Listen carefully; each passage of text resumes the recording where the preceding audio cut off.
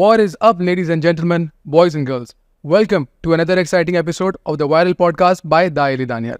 We are really sorry for the delay from the previous podcast, लेकिन अब हम आपको वादा करते हैं कि पॉडकास्ट बहुत फ्रीक्वेंटली आएंगे. आज का पॉडकास्ट बहुत खास है. आज हम एक बहुत डिफरेंट टॉपिक पे बात करेंगे, जो कि इतना डिफरेंट भी नहीं है. बट आज हम बात करने वाले हैं पाकिस्तान में होने वाले पॉलिटिकल सर्कस के बारे में. तो जब आप पॉलिटिक्स की बात करेंगे तो क्यों ना हमने सोचा हम एक ऐसे बंदे को बुलाएं अपने पॉडकास्ट के ऊपर जो कि एक बहुत फेमस जर्नलिस्ट भी हो, जो बहुत अच्छे तरीके से डाइसेक्ट कर सकें इस वक्त की पॉलिटिकल सिचुएशन को और हमें बता सकें कि इस वक्त ये क्या हो रहा है और हमने घबराना है या नहीं घबराना. सो आज के शो में I would like to welcome the very hard working, the very talented Zuhaib मंशा फ्रॉम उर्दू पॉइंट. कैसे हैं ज़ुहैब भाई, आप खैरियत से हैं? अल्हम्दुलिल्लाह, बहुत शुक्रिया दानियल भाई, थैंक यू वेरी मच. खैरियत से हैं, ठीक ठाक हैं? Welcome to the show. Welcome. बहुत शुक्रिया, थैंक यू. मैंने कहा आज पॉलिटिक्स की बात हो रही है तो आपको बुलाया जाए, और एक सहाफ़ी, हमें पता है कि स्टांस कोई नहीं लेता और हमें एक ऐसी इन्फॉर्मेशन दे जो बायस ना हो, कोई साइड ना पिक कर रहा हो. तो मैंने कहा आपको ज़रूर शो में बुलाया जाए आज. तो मैं चाहता हूँ कि आप हमें थोड़ी इंसाइट्स भी दें, और पहले मुझे ये बताएं कि आप जर्नलिस्ट कैसे बने, सहाफ़ी कैसे बने, बिकॉज ये एक ऐसा प्रोफेशन नहीं है जो कि इतना कॉमन हो, और मुझे नहीं लगता कि बहुत सारे लोग ऐसे होंगे जो बचपन में ही सोचते हो कि मैं बड़े होकर सहाफ़ी बनूंगा. और एक पाकिस्तान जैसी कंट्री के अंदर कि सहाफ़ी बनना जो कि बहुत रिस्की है, एक ऐसी कंट्री जो सहाफ़ियों के लिए बहुत रिस्की है, बहुत ख़तरनाक है, वैसे मुल्क के अंदर आपने क्यों सोचा कि आप सहाफ़ी बनेंगे, और ये जर्नी आपकी कैसी रही, थोड़ी सी इसके बारे में हमें बताएं. बिल्कुल जी, और दानियल भाई पहले तो थैंक यू वेरी मच, आपने इनवाइट किया. और बिल्कुल ऐसे ही है सहाफ़त के बारे में, और कभी ये सोचा भी नहीं था कि इस तरह हम प्रोफेशनली जर्नलिज्म में आएंगे. पाकिस्तान के एक बड़ा मीडिया इंडस्ट्री का नाम है फरहान मलिक साहब, समा के डायरेक्टर न्यूज़ रहे हैं, और आजकल रफ्तार का मालूम होगा वो ओन कर रहे हैं और वही उसे ऑपरेट कर रहे हैं. उन्होंने मुझसे पूछा, जब मेरी पहली मुलाकात हुई तो उन्होंने यही सवाल किया ना आपकी तरह, रूम में उनके ऑफिस में बैठे, मीडिया में क्यों आए. तो मैंने कहा कि एक मिनट में आपको एक वीडियो दिखाता हूँ. उनके ज़हन में था कि शायद शौक की वजह से और ऐसे ही आ गए. तो मैंने उनको वीडियो दिखाई जो 2010 में मैंने यूट्यूब पे पब्लिश की थी. Okay. And when I was in matric, तो मुझे उस वक्त सिर्फ यही शौक था कि कैमरे के आगे आना है और सामने आकर प्रेजेंटेशन देनी है और बोलना है.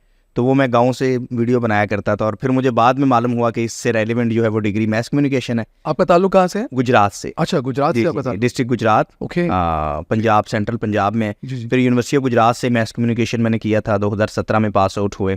और यूनिवर्सिटी ऑफ गुजरात ने बहुत बड़े बड़े नाम पैदा किए हैं मीडिया के, डिजिटल मीडिया के बहुत बड़े नाम. नबील रशीद आरपी प्रोडक्शन वाले, 1 मिलियन सब्सक्रिप्शन है इस वक्त, वो हमारे सीनियर थे. नजमुल हसन बाजवा को आप जानते होंगे, बहुत बड़े इन्फ्लुएंसर है, ये हमारे सीनियर थे. फैसल तारड़, ये मेरे क्लासमेट हैं. तो इस तरह और बहुत सारे बड़े नाम जो हैं, वो जो हमारा बैच था 2017 में जो पास आउट हुआ, और उससे पहले जो सीनियर्स थे एक्सप्रेस ट्रिब्यून से आजकल यूएस में होते हैं, साकब विर्क, ये हमारे सीनियर थे. तो बड़े अच्छे नाम पैदा किए. तो फिर 2017 में यूनिवर्सिटी गुजरात से पास आउट हुए. उसके बाद पहली जॉब 24 न्यूज़ में थी 2018 इलेक्शन के दौरान. उसके बाद और भी अदारों में काम किया, लेकिन एक ही अदारा जिससे मैंने बहुत कुछ सीखा, जो मेरी पहचान है, आज भी पहचान है, और लास्ट 6 ईयर से urdupoint.com के साथ मैं वाबस्ता हूँ. माशाल्लाह अब 2000 से ज़ायद प्रोग्राम्स, वीडियो, स्टोरीज़ मैं कर चुका हूँ.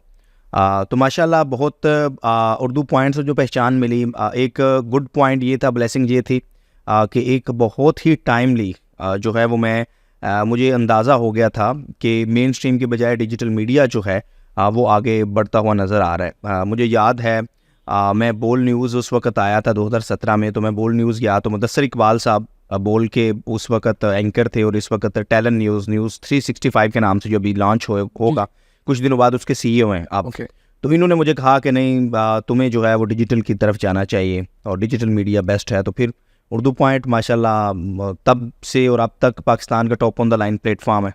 तो वो आगाज़ किया, बहुत अच्छा रहा, और कभी सोचा नहीं था ऐसा कि इतने जो है वो प्रैक्टिकली, इतना प्रोफेशनली जो है वो अल्लाह ताला जो है वो इज़्ज़त भी देगा और इतना नाम कमाएंगे. तो अल्हम्दुलिल्लाह कर रहे हैं. और फिर शायद ही कराची जैसे शहर में उस वक्त डिजिटल मीडिया नहीं था. जैसे मेन स्ट्रीम मीडिया या शोबिज़ का जो मरकज़ था वो कराची था, लेकिन डिजिटल मीडिया का नहीं था. तो डिजिटल मीडिया में फिर हमने रोड लेवल से ग्राउंड स्टोरीज़ बहुत सारी की, और शायद कोई ऐसा जॉनरा हो जो हमने छोड़ा हो. हेल्थ को लेकर, एजुकेशन को लेकर, लॉ एंड ऑर्डर को लेकर, क्राइम स्टोरीज़ को लेकर, हर तरह की स्टोरी की, कराची के इश्यूज़ के ऊपर प्रोग्राम्स किए.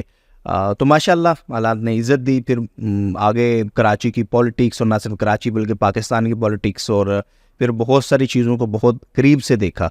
तो डिजिटल मीडिया भी अब ज़बरदस्त माशाल्लाह जा रहा है. और अब वो जो आपका सवाल था कि مشکل تو ظاہر ہے پاکستان جو ہے وہ ایک ایسا کنٹری ہے جہاں پر آپ کو بنیادی حقوق فراہم نہیں کیے جاتے، نہیں ملتے، اور نہ صرف صحافت بلکہ اب تو صورتحال اس قدر بگڑ چکی ہے کہ یہاں پر کسی کو بھی کوئی تحفظ نہیں ہے۔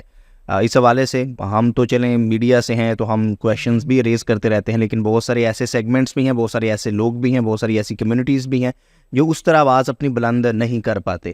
تو جہاں صحافت مشکل ہے وہاں پر دوسرے کام بھی بہت زیادہ مشکل ہے، لیکن چونکہ صحافت میں آپ نے ڈائریکٹلی گورنمنٹ پر کرٹیسائز کرنا ہوتا ہے، گورنمنٹ کی پالیسیز پر کرٹیسائز کرنا ہوتا ہے، اداروں کے جو کام ہیں اچھے کاموں کو تو اپریشیٹ کرتے ہیں، لیکن اداروں کے ایسے کام جس پر پبلک مطمئن نہیں ہوتی اور پبلک کے تحفظات ہوتے ہیں وہ بھی آپ نے ہائی لائٹ کرنے ہوتے ہیں، تو پھر پاکستان جیسے کنٹری میں بہت زیادہ آپ کو جو ہے وہ مشکلات کا سامنا کرنا پڑتا ہے۔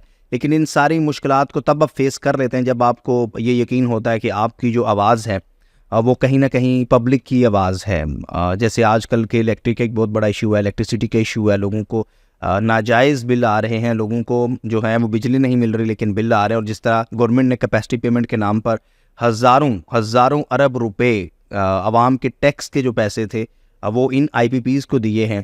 تو جب آپ ان لوگوں کی آواز بنتے ہیں، جب آپ ان لوگوں کے حقوق کی بات کرتے ہیں تو پھر آپ سیٹسفائی بھی ہوتے ہیں اور یہ بھی کہتے ہیں کہ چلیں خیر جو مشکل آئے گی اسے ہم فیس کریں گے، بٹ ہم کسی پرسنل بینیفٹ کے لیے کام نہیں کر رہے بلکہ ہم فار دا لارجر انٹرسٹ ہم پبلک کے لیے کام کر رہے ہیں۔ اچھا، ہم کراچی کی بات اب کر ہی رہے ہیں تو کراچی کے بارے میں آپ کیا کہنا چاہیں گے؟ آپ کو کیا لگتا ہے کہ اس وقت جو کراچی کا حال ہے، جو کراچی کی تباہی ہو چکی ہے اور کراچی ایک ایسا شہر بن چکا ہے جہاں پہ رہنا قابل نہیں ہے، مطلب واقعی میں ایسے ہی ہوتا ہوگا؟ آپ سے بھی لوگ پوچھتے ہوں گے کہ آپ کراچی میں اگر رہتے ہیں تو کیسے رہتے ہیں؟ جی، کیونکہ نہ یہاں پہ سیکیورٹی ہے، نہ یہاں پہ لا اینڈ آرڈر کی کوئی یہاں پہ آپ کو چیز نظر آئے گی، نہ بجلی ہے، نہ پانی، نہ سڑکیں۔ تو کراچی کو یہاں تک لانے میں کس کا ہاتھ ہے؟ یہ کسی ایک جماعت کے اوپر ہم ملبہ ڈال سکتے ہیں؟ یہاں کے لوگوں کا ایشو ہے؟ کس کے اوپر آپ کو لگتا ہے کہ اس چیز کا ملبہ جاتا ہے؟ کس کی ذمہ داری ہے کہ اس وقت جو کراچی کا حال ہے اس کا اصل ذمہ دار ہے کون؟ دیکھیں، بنیادی طور پر اس کا سب سے اہم اور سب سے بڑی ذمہ دار تو پاکستان پیپلز پارٹی کی حکومت ہے، جو لاسٹ 14 سالوں سے جو ہے وہ حکومت میں ہے اور جس کے پاس سندھ کی گورننس ہے۔ بالکل جیسے آپ میرے پاس بھی جب کوئی دوست اسلام آباد سے یا پنجاب سے یا لاہور سے آتا ہے تو وہ آتے ہی یہ دیکھتا ہے کہ جیسے وہ کراچی ایئرپورٹ پر اترتا ہے جناح انٹرنیشنل پہ، تو وہ کہتا ہے کہ کراچی پنجاب کی نسبت 50 سال پیچھے ہے انفراسٹرکچر ہے۔ ایسے ہی وہ مذاق اڑاتے ہیں ہمارا کہ کراچی میں آتے ہی ایسے ان کو لگتا ہے کوئی اسمیل آتی ہے، جیسے ایئرپورٹ سے باہر نکلے تو وہ لٹرلی بول رہے ہوتے ہیں کہ ہمیں کوئی ایسا لگ رہا تھا کوئی اسمیل آ رہی ہے، اور جبکہ لاہور ہم سے کافی آگے ہے، کراچی کافی پیچھے۔ تو بالکل ایسے ہی ہے، کراچی میں انفراسٹرکچر بالکل تباہ ہے، کسی نے کوئی دھیان نہیں دیا، لا اینڈ آرڈر بالکل جو ہے وہ ہم سب لوگوں کے سامنے ہے اور اس کی ذمہ دار پاکستان پیپلز پارٹی کی حکومت ہے۔ میں جب بھی کہتا ہوں تو میں کہتا ہوں کسی کو آپ مت دیکھیں، صرف سامنے لاہور کو دیکھ لیں اور پھر آپ کراچی کو دیکھیں تو پیپلز پارٹی کی طرف سے یا سندھ گورنمنٹ کی طرف سے ہمیشہ یہ ایک جواز دیا جاتا ہے جی فیڈرل جو ہے وہ ہمیں اس طرح فنڈ نہیں دیتا، تو اگر پنجاب میں ڈیولپمنٹ ہوئی ہے یا اگر کے پی میں ڈیولپمنٹ ہوئی ہے تو وہاں کی صوبائی حکومتوں نے کی ہے، وہاں پر فیڈرل نے جا کر نہیں کی۔ پیپلز پارٹی کو یہ سمجھنا ہوگا کہ جو ان کی ٹیگ لائن ہے روٹی کپڑا اور مکان، جو پہچان تھی ان کی اور جس ٹیگ لائن کے ساتھ بھٹو صاحب آئے تھے، اس ٹیگ لائن کو برقرار رکھتے ہوئے ان کو اگر یہ کر سکتے ہیں تو انہیں کرنا چاہیے۔ کسی نہ کسی طرح عوام انہیں ووٹ دے رہی ہے تو چلے یہ اقتدار میں آ رہے ہیں یا جس طرح بھی آ رہے ہیں، لیکن میں یہ سمجھتا ہوں کہ کراچی کی بہتری اسی بات میں ہے کہ جو شہری جماعتیں ہیں وہ اقتدار میں آئے۔ کراچی کی جو باغ دوڑ ہے وہ شہری جماعتوں کے پاس ہو، وہ کوئی بھی شہری جماعت ہو، اس میں جماعت اسلامی ہو سکتی ہے، اس میں ایم کیو ایم ہو سکتی ہے، اس میں اور دیگر جو جماعتیں ہیں۔ لیکن ایم کیو ایم تو بہت سال یہاں پہ کراچی میں پاور پہ رہی ہے، تو اس میں آپ کو ایم کیو ایم کا ہاتھ بھی لگتا ہے کہ ایم کیو ایم نے بھی اس میں کنٹریبیوٹ کیا جس وقت کراچی کے جو حالات؟ بالکل ایسے ہی کراچی کے آج جو حالات ہیں اس میں ہر وہ شخص ذمہ دار ہے جو حکمران رہا ہے، جو ظاہرہ mayor Karachi M Q M کا بھی رہا ہے، تو حکمران جماعت جو بھی رہی ہے کراچی ظاہر ہے کچھ دنوں میں، کچھ مہینے یا کچھ سالوں میں تو آج اس کی یہ حالت نہیں ہوئی۔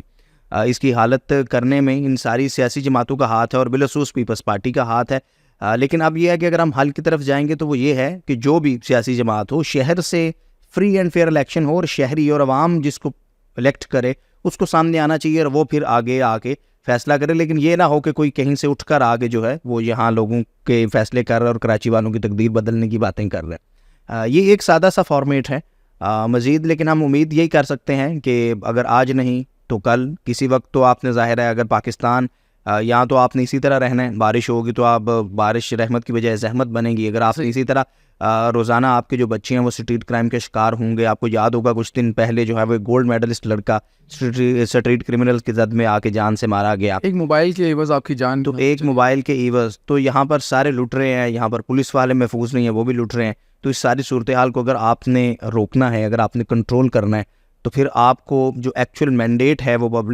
پبلک مینڈیٹ جو ہے اس کے مطابق چلنا پڑے گا. اور پھر یہ ایک پراپر, اگر آپ اس طرح نہیں کریں گے, دیکھیں میں کہتا ہوں کہ صرف لاہور آپ کے سامنے, انفراسٹرکچر کی ہم نے بات کی, لاہور میں, اسی لاہور میں 2012 سے پہلے کوئی آپ کو انڈر پاس یا فلائی اوور ڈھونڈنے سے نہیں تھا ملتا. کراچی میں جبکہ یہی under passes and fly over بہت پہلے سے تھے. آج آپ جائیں اور آپ بیجنگ انڈر پاس دیکھیں, لاہور کا اتنا بڑا ہے اور اتنا لمبا ہے, اور پھر آپ دیکھیں لیاقت آباد کا انڈر پاس جہاں پر ایک بلب تک گورنمنٹ نہیں لگا سکتی. تو یہ ایک بہت بڑا فرق ہے, اور یہ سوچ کا فرق ہے, یہ ایک ویژن کا فرق ہے. یہاں پر میں اکثر لاہور والوں کو یہ کہتا ہوں کہ آپ کو جو ہے وہ اندازہ اگر آپ نے لگانا ہے کہ آپ کی گورنمنٹ نے یا آپ کی پولیٹیکل پارٹی نے کتنا کام کیا اور کتنا نہیں کیا, تو آپ کراچی جا کر دیکھ لیں. میٹروپولیٹن شہر ہے, دنیا کا 7واں بڑا شہر ہے, پاکستان کا سب سے بڑا شہر ہے. وہاں پر کیا ہو رہا ہے اور آپ کے پاس کیا کیا ہے. تو میرے خیال سے اگر کچھ کرنا ہو اور گورنمنٹ سنسیئر ہو پبلک کے ساتھ, تو بہت کچھ کیا جا سکتا ہے. کراچی میں بہت پوٹینشیل ہے, کراچی کی بزنس کمیونٹی بہت پروفیشنل ہے, کراچی کے لوگ بہت پروفیشنل ہیں. کراس دا کنٹری میں رپورٹنگ کے سلسلے میں تقریباً ہر شہر میں گیا ہوں, ہر علاقے میں گیا ہوں, اور میں یہی کہتا ہوں کہ کراچی کے لوگ جو ہیں وہ ٹاپ آن دا لائن ہے. کراچی کے لوگ ویل پروفیشنل ہیں, ہر چیز میں پروفیشنل ہیں. صرف ایشو یہ ہے کہ کراچی کے اوپر جو حکمران جماعت ہیں, جو لوگ گورننس کر رہے ہیں, وہ کسی کام میں پروفیشنل نہیں ہیں, وہ صرف اپنے مفاد میں پروفیشنل ہیں, اور اس مفاد کی خاطر انہوں نے اپنے لالچ کی خاطر اس شہر کو اس نہج پر پہنچا دیا. کراچی کی بزنس کمیونٹی بہت پروفیشنل ہے, اور یہی وجہ ہے کہ کراچی سے جو ہے وہ پورے ملک کی اکانومی چل رہی ہے. کراچی ایک پورٹ سٹی ہے, کراچی میں بہت پوٹینشیل ہے, اور اگر یہ خود نہیں کر سکتے تو آؤٹ سورس بھی کر دیں گے. تو یہ کراچی کے جیسے سیالکوٹ کے تاجروں نے خود سے اپنی ڈرائی پورٹ بنا لی. تو کراچی کے لوگ خود بھی بہت کچھ کر سکتے ہیں اگر کراچی کے لوگوں پر چھوڑ دیا جائے. لیکن یہاں بالکل اس کے الٹ ہے کہ جو اوپر حکمران یا اوپر جو منسٹر صاحبان آ جاتے ہیں, وہ اپنے مفادات کو زیادہ اہمیت دیتے ہیں بجائے اس کے کہ وہ پبلک مفادات کو دیکھیں. اچھا, تھوڑا سا جرنلزم کے بارے میں بات کرتے ہیں کہ پاکستان جیسے ملک کے اندر صحافی ہونا کتنا مشکل ہو گیا آج کے دور کے اندر, اور کیا کیا مشکلات ہیں جن سے آپ کو گزرنا پڑتا ہے؟ بہت زیادہ مشکل ہے. آپ دیکھیں کہ بیسیکلی صحافی جو ہوتا ہے اس نے عوام کی بات کرنی ہوتی ہے, عوام کی ترجمانی کرنی ہوتی ہے, اور جو گورنمنٹ پالیسیز ہوتی ہیں ان کے اوپر تنقید بھی کرنی ہے اور پبلک نیریٹیو کی بات بھی کرنی ہے. لیکن یہاں پر آپ کو یاد ہے ہوگا کہ کچھ دن پہلے پنجاب اسمبلی میں ایک حتیق ضد کے نام سے بل پاس ہو گیا, جس کا مقصد بھی جو ہے وہ, جبکہ فریڈم آف اسپیچ آپ کا فنڈامنٹل رائٹ ہے, تو اس کو دبانے کے لیے بھی حکومت, ہر کوئی بھی کوئی بھی پولیٹیکل جماعت ہوتی ہے, جب وہ حکومت میں ہوتی ہے تو وہ سمجھتی ہے کہ صحافی جو ہیں یہ سب سے بڑی ہمارے لیے مسائل ہیں, اور یہی ہمیں کویشچنس کرتے ہیں اور یہی ہم پر تنقید کرتے ہیں. جبکہ وہی جماعت جب اپوزیشن میں جاتی ہے تو ان کو سب سے اچھا میڈیا لگ رہا ہوتا ہے, میڈیا کی آزادی ان کو سب سے اہم لگ رہی ہوتی ہے. تو بہت زیادہ مشکل ہے, آپ حکومت کے اوپر اس طرح تنقید نہیں کر پاتے جس طرح, اور حکومت کے عوام کی طرف سے ہمیشہ سے کویشچنس مارک رہتا ہے, سوالیہ نشان رہتا ہے. تو آپ بہت سارے تو ایسے سیگمنٹ ہیں جن کے اوپر بات ہی نہیں کر سکتے.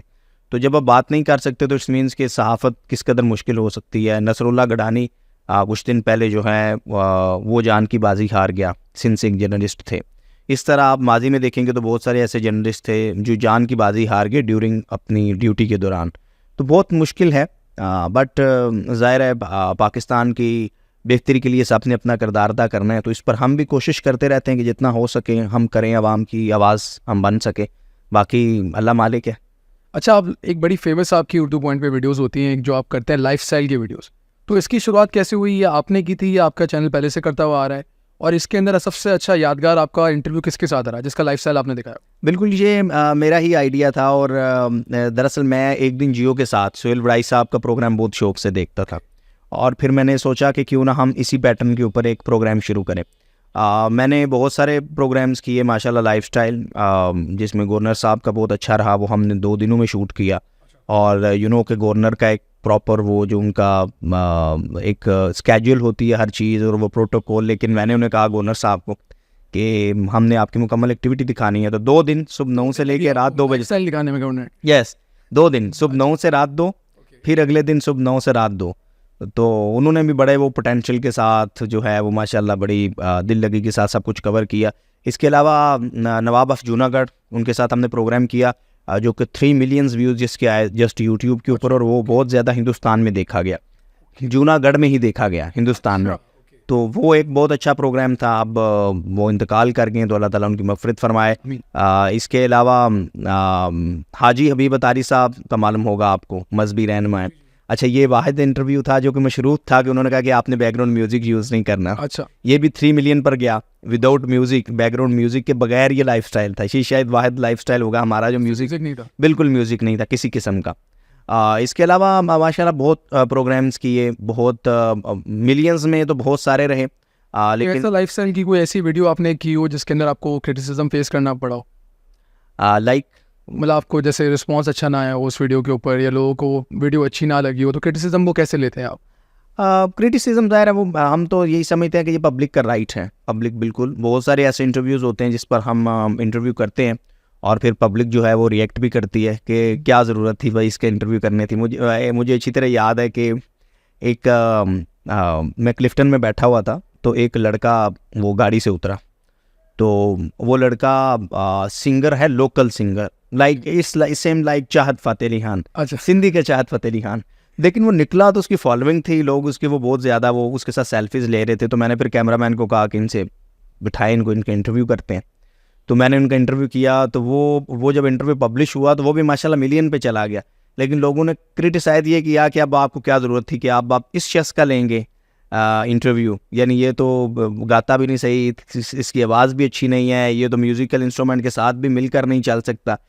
لیکن ہم نے وہی چیز دیکھی کہ دیکھیے اگر کسی کی فالوئنگ ہے تو اس کو ہم ضرور جو ہے وہ ہمارے لیے اٹریکٹیو یہی ہوتا ہے کہ ایک شخص ہے تو جس کو فالو کیا جا رہا ہے، جس کے لاکھوں لوگ فالوورز ہیں، تو وہ یقیناً سم تھنگ کچھ نہ کچھ اس کے کانٹینٹ میں اس کو آپ فن کی نظر سے دیکھ لیں. فالوورز تو چاہت فتح علی خان کی بھی ہاں، چاہت فتح علی خان کے بھی بہت ہے. تو اب ظاہر ہے اس کے فالوورز تو ہیں نا، اب اس کو جس بھی اینگل سے لیں، ایسے نیگیٹو پبلسٹی ہاں، لیکن اس میں ہے تو وہ پبلک کی طرف سے آتا ہے، بہت زیادہ ریئیکشن بھی آتا ہے. آپ کو یاد ہوگا حریم شاہ کا انٹرویو، حریم شاہ کے موسٹلی میرے ہی وہ بریکنگ ہوتے ہیں. تو وہ حریم شاہ کا بریکنگ انٹرویو تھا جس میں اس نے کہا تھا جی میں نے شادی کر لی ہے اور تعلق جو ہے وہ پیپلز پارٹی سے ہے میرے ہونے والی شوہر کا. تو وہ نام نہیں تھا بتایا، بس یہی بتایا گیا تھا. تو اس کے بعد پھر مجھے 80 سے 90 کے قریب جو ہے وہ ایم پی ایس کی، سندھ اسمبلی کے ایم پی ایس کی کالز آئیں. ہاں، تو سب یہی کہہ رہے تھے بھائی ہم نہیں ہیں، کہ ہم نام نہ لے دیں کہ یہ ہوگا. ہاں، تو بہت سارے ایسے جو ہیں وہ رہے جس پہ پبلک کی طرف سے بڑا ہمیں مختلف رد عمل آیا. بٹ اوور آل پبلک ماشاء اللہ پاکستان کی بہت پیار کرنے والی ہے، اور وہ جب آپ کو دیکھتی ہے تو ظاہر ہے جب آپ کا فالوور ہوتا ہے، جو آپ کا فین بھی ہوتا ہے اور جو آپ کی آڈینس ہوتی ہے، تو یہاں پر کلیپنگ کرتی ہے تو وہاں پر وہ آپ سے سوال بھی کر سکتی ہے، آپ پر تنقید بھی کر سکتی ہے، اور بالکل ہی اس کا رائٹ ہوتا ہے. اور ہم کومنٹ باکس میں اس چیز کو بڑا سیریس لیتے ہیں اور کوشش کرتے ہیں کہ ہر کسی کو اچھے طریقے سے رسپونڈ کیا جا سکے. اچھا، فیلڈ رپورٹنگ کیونکہ آپ کرتے ہیں تو فیلڈ رپورٹنگ کے اپنے چیلنجز ہوتے ہیں. کبھی کوئی ایسا واقعہ آپ کو جو ابھی یاد آ رہا ہو جو بہت خطرناک کوئی واقعہ ہو جس میں آپ کو کوئی تھریٹ ہوا ہو یا کہیں پہ پھنس گئے ہوں یا کوئی پرابلم ہوئی ہو؟ ہاں، بہت سارے. ایک مجھے یاد ہے کہ پی ڈی ایم کا جلسہ تھا تو وہ میں نے انٹرویو کیا تھا عزیر جان بلوچ کی بیگم کا. تو اس وقت ایس ایس پی سہائے عزیز ہیں، ان کے ساتھ میں کھڑا تھا. تو وہ انہوں نے دیکھا تو پھر میں نے دیکھا تو ایکچولی اس وقت سارا میڈیا سٹیج کے اوپر تھا، نیچے کوئی نہیں تھا. تو میں نے پھر ان کے ساتھ وہ ایک انٹرویو کیا تھا. بٹ اس انٹرویو کو جہاں یہ ایک انٹرویو ایکسکلوسیو تھا، مینس کہ یہ اور بھی کہیں پبلش نہیں ہوا، تو دوسری طرف یہ ایک بہت اہم بھی تھا. میں تو پہلے سے ڈر رہا تھا کہ بھائی ہم نے کہاں گینگ وار میں ہم گھس کے، لیکن خیر بڑا انہوں نے پھر بعد میں رسپیکٹ دی، بہت ریگارڈ بھی کیا. پھر آپ کو یاد ہوگا ایک سما کے جرنلسٹ ہیں سنجے سادوانی، ان کو پیپلز پارٹی کے کارکنان نے پی ڈی ایم کے جلسے کے دوران مارا تھا. تو ان کو جیسے میں اس وقت نیا آیا ہوا تھا تو مجھے نہیں تھا معلوم کہ یہ کون جرنلسٹ ہے، بس یہ معلوم تھا کہ یہ جرنلسٹ ہے، اس کو مار رہے ہیں. تو میں نے فوری ان کو انٹرویو کر لیا. تو وہ ہمارے جو کیمرے وغیرہ ہیں وہ چھین کے لے گئے، لیکن پھر خیر ہمارے پاس وہ کارڈ تھا. تو وہ جو ویڈیو تھی ہماری اردو پوائنٹ کی وہ پھر سما نے بھی اس وقت چلائی تھی. تو ایسے بہت سارے واقعات ہیں، انسیڈنٹ ہیں. ظاہر ہم کرائم رپورٹنگ بھی کر رہے ہوتے ہیں تو کچھ تو چیزیں معمول میں ہیں چھوٹی موٹی، لیکن فیلڈ رپورٹنگ میں فیلڈ میں آپ کو بہت زیادہ جو ہے بہت ساری چیزوں کا سامنا کرنا پڑتا ہے. اور فیلڈ میں ہم ہوتے ہیں، لا اینڈ انفارمنٹس ایجنسیز ہوتی ہیں، پولیس ہوتی ہے، رینجرز ہوتی ہیں، ان سب کو کہیں نہ کہیں بہت ساری چیزوں کا سامنا کرنا پڑ رہا ہوتا ہے. پبلک کو موسٹلی ان چیزوں کا اندازہ بھی نہیں ہوتا. میں جب رینجرز کے ساتھ پروگرام کرتا ہوں تو میں اکثر کہتا ہوں کہ اور میں بلکہ ان سے رینجرز والوں سے یہ سوال ہی یہ کرتا ہوں کہ یار ہم تو چلیں 1-2 دن کے لیے آئے ہیں آپ کے ساتھ پروگرام کے لیے. مجھے یاد ہے کہ لیاقت پوسٹ ہے پاکستان نیوی کی جہاں پر میرینز ہیں. آپ شاہ بندر، یہاں شاہ بندر، اور شاہ بندر سے آپ کو 3 گھنٹے اسپیڈ بوٹ زولو بوٹ کے اوپر لگتے ہیں. ہماری لیاقت پوسٹ ہے وہ، اور بالکل اس کے سامنے انڈین گجرات ہیں، ان کی پوسٹ ہے. تو ان کی پوسٹ ایک پورا قلعہ بنا ہوا ہے اور ہماری پوسٹ چھوٹی سی ہے. اور وہاں پر پھر ہمیں نیوی نے بتایا کہ یہاں پر ہمارا 100% کیجویلٹی ریٹ ہے کہ اگر یہاں پر اٹیک ہوتا ہے تو یہ جتنے لوگ ہیں یہ شہید ہوں گے. انڈرسٹوڈ ہے. یہ جسٹ چونکہ ہمیں پہنچنے میں 3 گھنٹے لگیں گے، منیمم 3 گھنٹے لگیں گے، مطلب بیک اپ کو آنے میں. وہاں پر اسی طرح رینجرز کے ساتھ ابھی میں لاسٹ پروگرام کر کے آیا عید الاضحیٰ کے اوپر، یہ بھی بارڈر سائڈ تھی. تو وہاں پر اتنی زیادہ تیز ہوا ہوتی ہے اور وہاں پر پھر گرم صحرا ہوتا ہے. اور وہاں پر میں یہی انہیں کہہ رہا ہوتا ہوں کہ یہاں پر تو ٹیلی ویژن بھی نہیں ہے، یہاں پر آپ بات کیسے کرتے ہوں گے فیملی کے ساتھ. تو وہاں پر کھانے کی اس طرح بھی سہولیات نہیں ہے. تو جہاں پر ہم چیلنجز فیس کر رہے ہوتے ہیں وہاں پر ہمارے جو ادارے ہیں اور بالخصوص ہمارے جو رینجرز ہے اور جو ہماری لا انفورسمنٹ ادارے ہیں، یہ سارے بہت ساری چیلنجز کا سامنا کر رہے ہوتے ہیں. تو پھر ہم انہیں دیکھتے ہیں کہ ہاں یار یہ تو 24/7 ڈیوٹی کر رہے ہیں، یہ تو 24/7 یہاں پر اپنی بارڈر کے اوپر ہماری پروٹیکشن کے لیے کھڑے ہیں. تو پھر ہم کہتے ہیں کہ ہاں یار سب کہیں نہ کہیں مشکلات کا سامنا کر رہے ہیں for the betterment of the society, for the betterment of the country, for the prosperity of Pakistan. So کوشش ہی ہوتی ہے. تو چیلنجز یہ ہوتے ہیں، اور بھی بہت سارے چیلنجز آ رہے ہیں. گھر والوں سے دور آپ ہوتے ہیں، اچانک اچھا ابھی یہاں بیٹھے ہیں تو اچانک پتہ چلے گا کل اسلام آباد جانا ہے، تو گھر والے بھی پریشان ہوتے ہیں کہ کیا جو ہے نا وہ ہم نے تو کل کا یہ پلان کیا ہوا تھا اور آپ پھر جا رہے ہیں. تو ظاہر ہے چیلنجز ہوتے ہیں. لیکن جب آپ کسی ایک نیشنل کاز کو لے کر یا پبلک کاز کو لے کر کام کر رہے ہوتے ہیں تو پھر ہم خود بھی اپنے طور پر بھی مطمئن رہتے ہیں. اچھا زویب بھائی، ابھی جو سچویشن چل رہی ہے پولیٹیکل پاکستان کے اندر، ایک سرکس لگتا ہے، ایسا لگتا ہے کچھ سرکس ہے. عدالتیں کچھ فیصلہ دیتی ہیں، پولیٹیکل پارٹیز اس کی امپلیمنٹیشن کی طرف نہیں جاتی. ان کے حق میں فیور میں ایک فیصلہ آتا ہے تو وہ سپورٹ کرتی ہیں عدالتوں کو، اگر ان کے حق میں نہیں آتا تو وہ اگینسٹ چلے جاتے ہیں. کیا انارکی پھیلی ہوئی ہے، عجیب سی سچویشن ہے، لوگ بھاگ رہے ہیں پاکستان سے. آپ کو بھی اس بارے میں پتہ ہوگا، ویسی بات ہے کہ آپ جرنلز ہیں، کہ پاسپورٹ آفس کے اندر رش لگا ہوا ہے اور پاسپورٹ آفس کے اندر ان کے پاس بکس نہیں ہیں، اتنی ان کے پاس پاسپورٹ کی ریکویسٹ آئی ہوئی ہیں. اور ہر دوسرا بندہ جو ہے وہ ایک کشمکش کے اندر ہے کہ ہم کیا کریں، آپ رہیں چلا جائیں پاکستان سے. سچویشن بہت عجیب سی ہوئی ہوئی ہے. آپ اس کو کیسے انالائز کرتے ہیں اور کیا اس کا سلوشن کیا دیکھتے ہیں، کیا ہوگا؟ بالکل ایسے ہی ہے. اس وقت جو سچویشن ہے وہ بہت زیادہ ورسٹ ہے، اور وہ کہتے ہیں کہ امید پہ دنیا قائم ہوتی ہے، امید ہی ہوتی ہے آپ کو ہر چیز کی. لیکن حالیہ الیکشن کے بعد آپ نے ایک سب سے بڑی پولیٹیکل پارٹی کو جس طرح دیوار کے ساتھ لگایا ہے، اور آپ نے جس طرح پبلک مینڈیٹ کو دیوار کے ساتھ لگایا ہے، دیکھیں دنیا اس کو بہت کھلی آنکھوں کے ساتھ دیکھ رہی ہوتی ہے. اور جب دنیا اس کو اتنی کھلی آنکھوں کے ساتھ دیکھ رہی ہے تو ظاہر ہے جو آج کا نوجوان ہے وہ 1970 کا نوجوان نہیں ہے. وہ آج کا نوجوان ایک پڑھا لکھا نوجوان ہے، ایک باشعور نوجوان ہے. اور اسی نوجوان کو آپ نے ایک 11 سال کا بچہ جو آج 18 سال کا ہوا اور اس نے ووٹ کاسٹ کیا، تو اس کو آپ نے لاسٹ 8 ایئر سے آپ نے بتایا کہ فلاں شخص چور ہے، فلاں چور ہے، فلاں بے ایمان ہے، فلاں کرپٹ ہے. اور دوسری طرف آپ نے بتایا کہ یہ شخص ہی آپ کی تقدیر بدل سکتا ہے، یہ شخص لیڈر ہے، یہ فرشتہ صفت انسان ہے. اور آپ نے اچانک جب اس نوجوان نے، آج جو نوجوان مایوس ہے اس کی تو کوئی غلطی نہیں ہے، اس نے تو وہی سنا، وہی دیکھا اور وہی بیان کیا جو اسے دکھایا گیا. اور آج جب وہ دیکھتا ہے کہ ہاں یار آپ نے بتایا تھا یہ شخص اچھا ہے اور یہ چور ہے، اور آج چور کیسے حکمران بن گئے اور یہ اچھا شخص کیسے جیل کے اندر چلا گیا، تو اس چیز کو لے کر نوجوان بہت زیادہ مایوس ہیں. اور پھر ایک نوجوان جو کہ ایک ذہن میں ایک پلان کرتا ہے کہ آج میں اسٹرگل کر رہا ہوں تو کل میں فلاں کمپنی کا مالک بنوں گا. اور آپ نے سنا ہوگا کہ کچھ روز قبل پاکستان کے معروف businessman mister Zulfiqar Ahmed sahab جو کہ کولا نیکسٹ کے آنر ہیں، سی ای او ہیں، میزان گروپ کے آنر ہیں، ان کو اٹھا لیا گیا تھا کراچی سے، فیکٹری سے جب وہ نکلے تھے. تو یہ جو مایوسی ہے یہ ان وجوہات کی بنا پر پھیلتی ہے، اور ان کا جو را مٹیریل ہوتا ہے وہ اس طرح کے اقدامات ہوتے ہیں. تو نو ڈاؤٹ نوجوان بہت مایوس ہے. وہ دنیا میں فیس بک پہ جاتا ہے، ڈیجیٹل میڈیا پہ جاتا ہے، وہ فرسٹ ورلڈ کنٹریز ہیں، وہ وہاں پر رائٹس کو دیکھ رہا ہے، وہ وہاں کے سول رائٹس کو دیکھ رہا ہے، وہ وہاں پر دیکھ رہا ہے کہ کس طرح پولیٹیکل گورنمنٹ بنتی ہے اور کس طرح پولیٹیکل گورنمنٹ پبلک کے مفادات کو لے کر پبلک ایشوز پر بات کرتی ہے.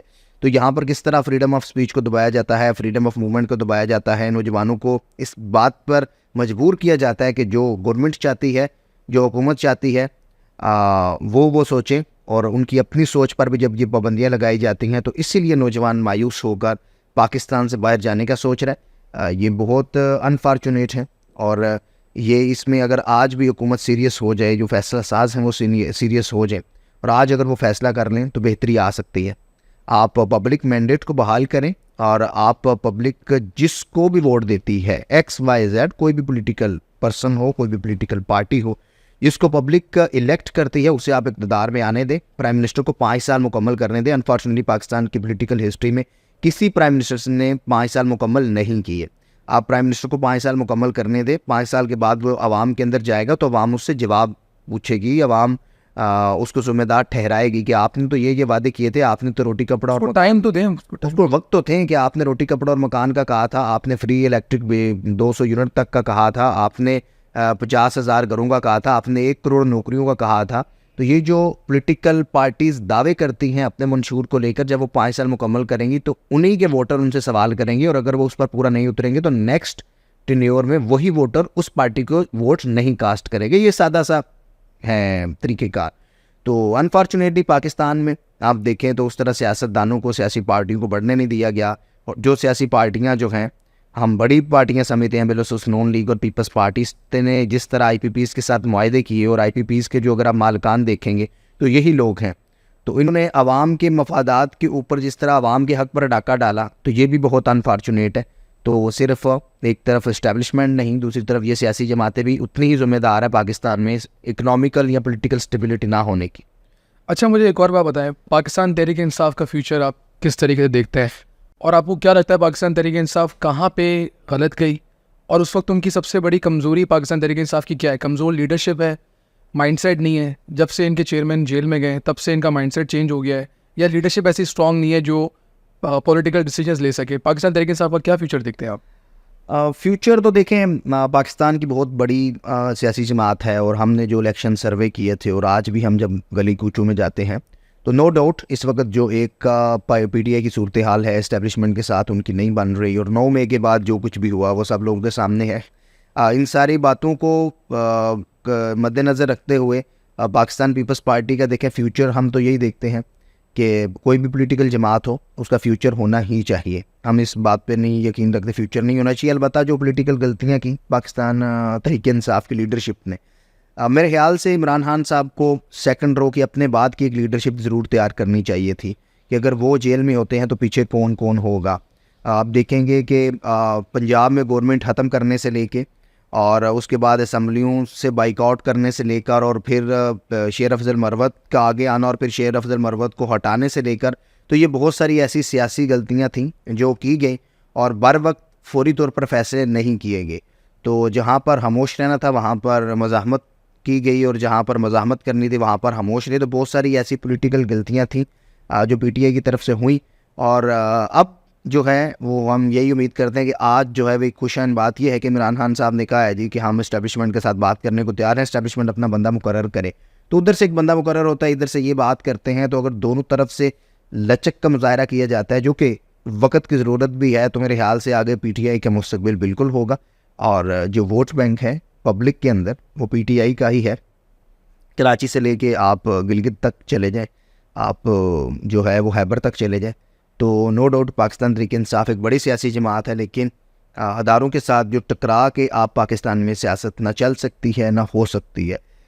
تحفظات ہوتے ہیں آپ کو ادارے کے ساتھ ہوتے ہیں, لیکن ان تحفظات کو اگر آپ ٹیبل کے اوپر طے کر لیں تو اسی میں بہتری ہے. ورنہ آپ دیکھیں کہ نو کانفیڈنس موشن سے لے کے آج تک جو صورتحال ہے اس کا الٹیمیٹلی جو نقصان ہے وہ PTI کو ہی ہوا ہے اور عوام کو ہوا ہے. اور پاکستان کا نقصان ہے. ڈالر کہاں سے کہاں پہ چلا گیا, فیول کی پرائزز کہاں سے کہاں پہ چلی گئی, امپلائمنٹ جو ہے وہ بالکل جنریٹ نہیں ہو پا رہی, ان امپلائمنٹ کہاں سے کہاں. جن کے خلاف بات ہو رہی ہے وہ بھی آپ کے اپنے ادارے ہیں, ہاں وہ بھی پاکستان کے ادارے, تو وہ پاکستان کی بہتری کے لیے, ہاں تو وہ بھی پاکستان دونوں طرف سے جو ہے وہ ایک جھکاؤ آنا چاہیے, دونوں کی طرف سے جو لچک ہے اس کا مظاہرہ ہونا چاہیے, خان صاحب کی طرف سے بھی, ادھر اسٹیبلشمنٹ کی طرف سے بھی, کیونکہ اسی میں ہی پاکستان کی بہتری ہے. تو اب آج کے بعد جو ہے وہ میں اکثر یہ ایک سمجھے کہ ایک ٹرننگ پوائنٹ ہو سکتا ہے کہ PTI نے ایک آغاز کیا ہے, اور خان صاحب نے ایک آغاز کیا ہے بات چیت کا, اور اگر یہ بات چیت ہوتی ہے, ڈائلاگ کی طرف جاتے ہیں, تو آئندہ آنے والے جو کچھ دن ہیں اس میں پاکستان کا سیاسی منظرنامہ بھی اکثر بدل سکتا ہے.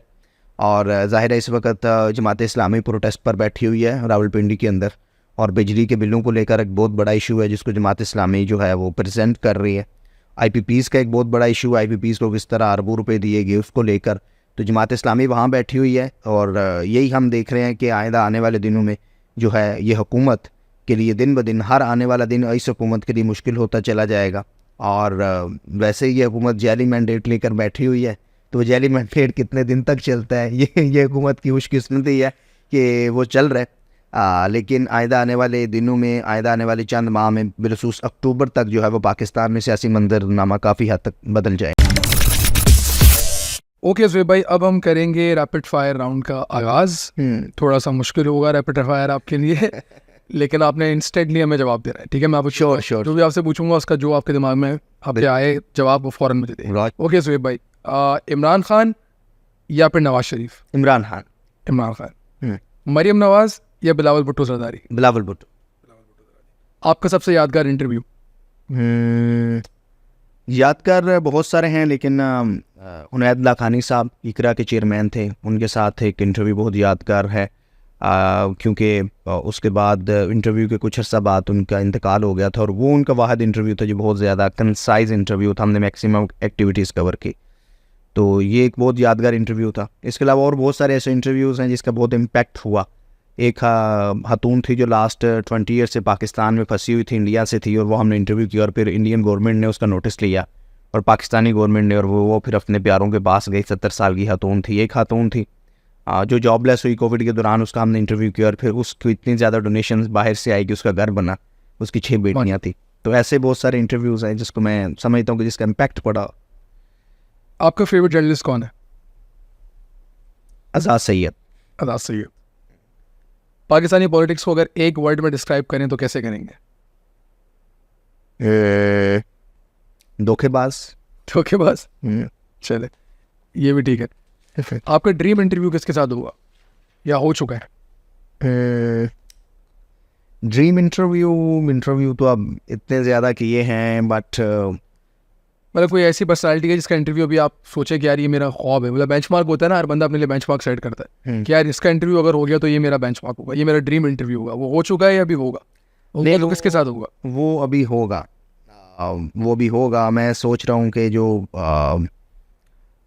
وہ تو ہے ٹرمپ US کا جو لڑنے جا رہے ہیں, وہ میری خواہش ہے, اور پروبیبلی کہ یہ خواہش جو ہے وہ انشاءاللہ ماضی ہے مستقبل قریب میں پوری بھی ہو جائے گی.